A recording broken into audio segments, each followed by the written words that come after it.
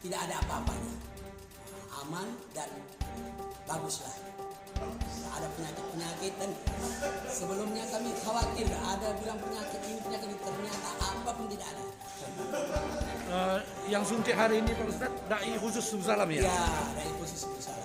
Kira-kira berapa orang tuh Pak Ustadz? Ada sekitar 10. 10 ya?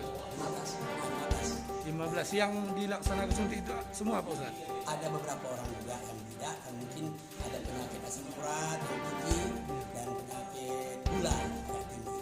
Mungkin nanti ditunda pada bulan 10 ini.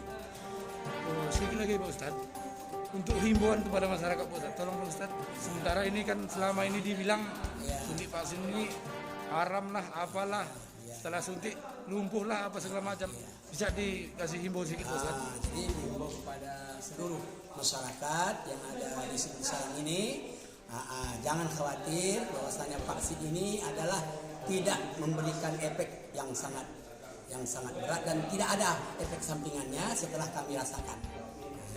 Ya, Bapak setelah divaksin ini bagaimana rasanya Pak? Apakah ada gejala? Tidak ada apa-apa. Oh, aman dan halal ya? Enggak. Oke.